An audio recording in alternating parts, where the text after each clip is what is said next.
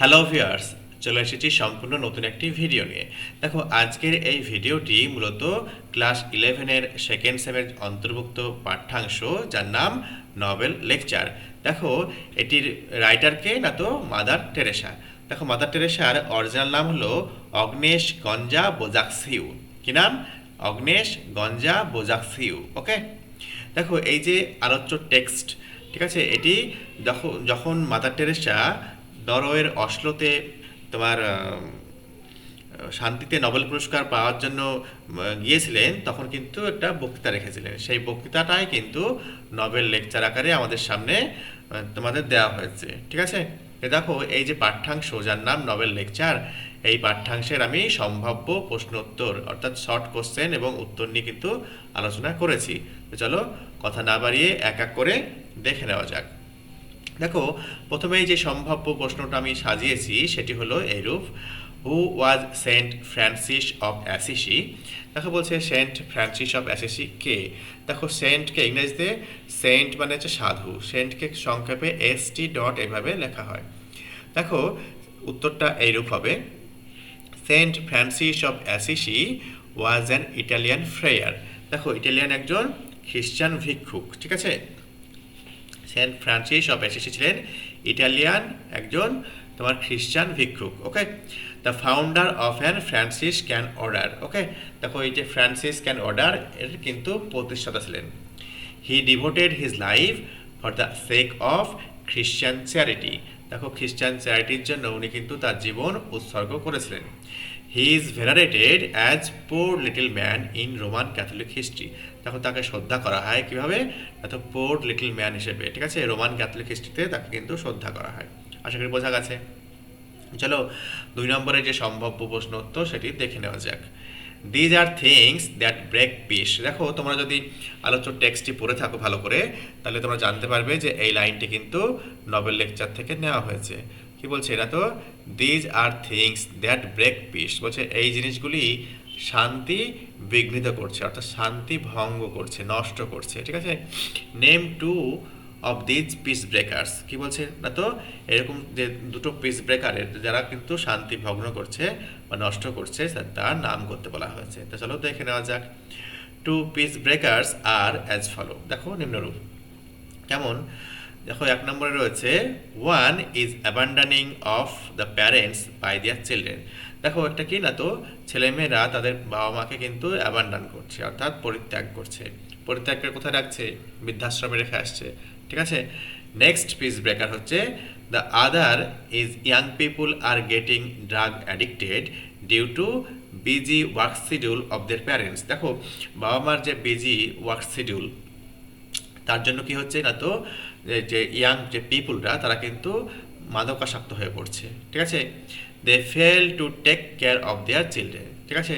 দেখো, এই যে মা বাবারা কি করছে না তো, তাদের ছেলে মেয়েদেরকে কিন্তু যত্ন করতে ভুলে যাচ্ছে। ঠিক আছে। এই যে এটা কিন্তু এটা পিস ব্রেকারের মধ্যে পড়ে। ঠিক আছে। এর জন্য শান্তি বা তোমার যে শান্তি সেটা কিন্তু বিঘ্নিত হচ্ছে। দেখো, 3 নম্বর হচ্ছে what what good news had Jesus ব্রট to us. বলছে জেসাস কোন সুসংবাদ আমাদের জন্য বহন করে নিয়ে এসেছিলেন।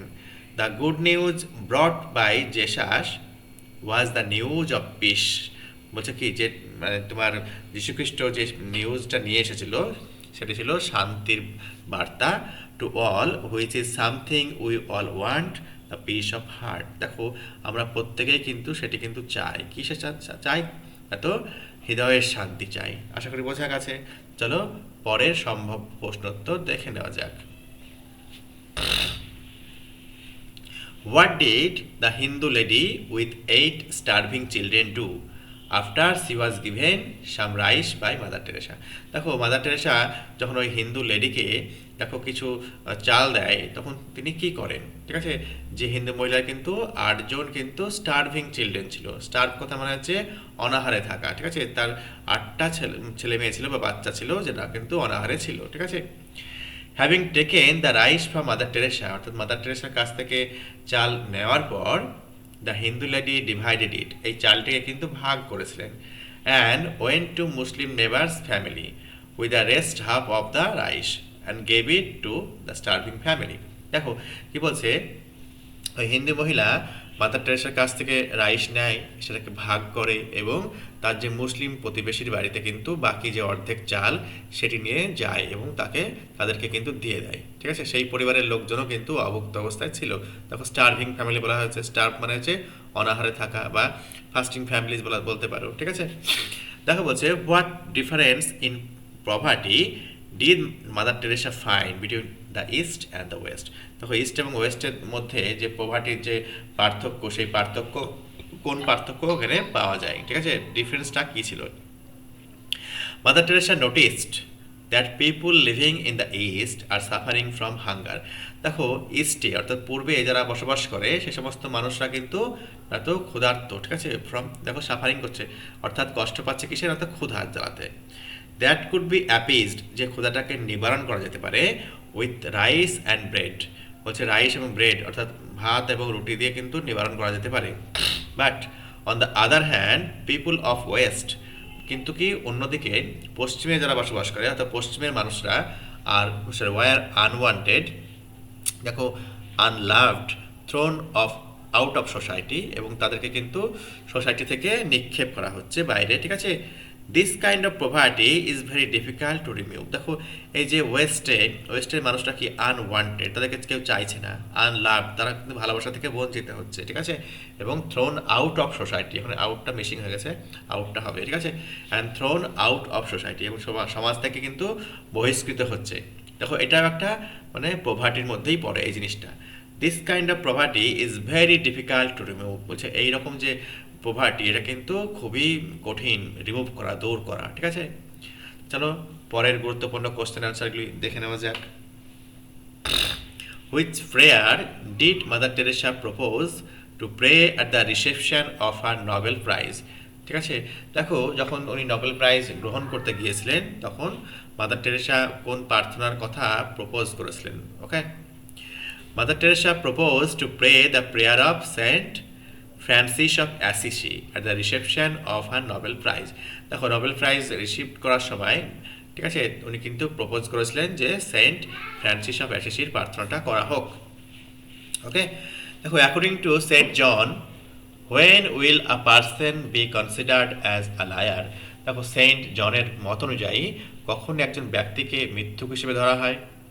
আ person according to Saint John, ঠিক আছে, এটা দেখো পার্সনের পরে একটা কমা দিয়েছি, দিয়ে কিন্তু আমি অ্যাকর্ডিং টু সেন্ট জন লিখেছি, দিয়ে আবার কমা দিয়েছি, এটাকে কিন্তু প্যারেনথেসিস বলা হয়, মনে রেখো। হ্যাঁ, গ্রামারে এটাকে প্যারেনথেসিস বলে। দেখো এটা যদি না দিই তাহলে সেন্টেন্সটা কিন্তু মানগত দিক থেকে কোনো ভুল হবে না, কিন্তু দেওয়ার ফলে সেন্টেন্সের যে গুরুত্ব সেটা কিন্তু অনেকাংশে বেড়ে যায়, এটাকেই প্যারেনথেসিস বলা হয়। A person according to Saint John will be considered a liar if he says that he loves God and doesn't love his neighbor. দেখো সেন্ট জনের মত অনুযায়ী কিন্তু একজন ব্যক্তিকে মিথ্যুক তখনই বলা হবে যখন সে বলবে আমি ঈশ্বরকে ভালোবাসি কিন্তু আমার প্রতিবেশীকে নয়, অর্থাৎ প্রতিবেশীকে তিনি ভালোবাসেন না, তখন সেন্ট জনের মত অনুযায়ী সেই প্রতিবেশী কিন্তু সেই লোক কিন্তু মিথ্যাবাদী। ওকে, চলো পরের গুরুত্বপূর্ণ কোশ্চেনটির দিকে নজর দেওয়া যাক। What did Mother Teresa see when she visited an old age home? দেখো মাদার টেরেসা কি দেখেছিলেন যখন উনি একটা ওল্ড এজ হোম ভিজিট করেছিলেন? Mother Teresa saw that the old parents of sons and daughters had everything in their institution. দেখো ওই ছেলে মেয়ে কর্তৃক যারা কিন্তু এই সমস্ত বাবা মা হোমে, ওল্ড এজ হোমে রাখা রয়েছে, সেই ইনস্টিটিউশনে কিন্তু সব কিছুই ছিল।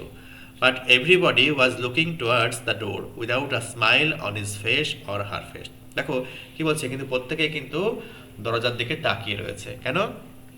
তাদের মুখে কিন্তু কোনো হাসি নেই। কেন না তো তাদের প্রিয়জন অর্থাৎ সন্তান বা সন্ততি তারা কিন্তু আসবে এবং তাদেরকে ভিজিট করে যাবে, দেখা করে যাবে। ঠিক আছে, তাই মাদার টেরেসা দেখলেন কি, যখন ওল্ড এজ হোমে ভিজিট করতে গেলেন দেখলেন সেখানে যে বৃদ্ধ মানুষরা রয়েছেন, ঠিক আছে, অর্থাৎ সেখানে কিন্তু ছেলে মেয়ে কর্তৃক সেই বৃদ্ধরা কিন্তু পরিত্যক্ত অবস্থায় রয়েছেন। ঠিক আছে, সেই ইনস্টিটিউশনে সব কিছু ছিল, প্রত্যেকটা মানে জীবনের স্বাচ্ছন্দ্যময় জিনিস কিন্তু সেখানে রয়েছে, তার সত্ত্বেও ওই বৃদ্ধ বাবা মারা কিন্তু তাকিয়ে রয়েছে দরজার দিকে যে কখন আত্মীয় পরিজনরা তাদের সঙ্গে দেখা করতে আসবে, কেননা তারা পরিত্যক্ত। ঠিক আছে, দেখো এই কোশ্চেনগুলি সব থেকে গুরুত্বপূর্ণ কোশ্চেন। যদি টেক্সটটা তোমরা পড়ে থাকো তোমরা কিন্তু উপলব্ধি করতে পারছো এই প্রশ্নগুলি কিন্তু সব থেকে গুরুত্বপূর্ণ কোশ্চেন।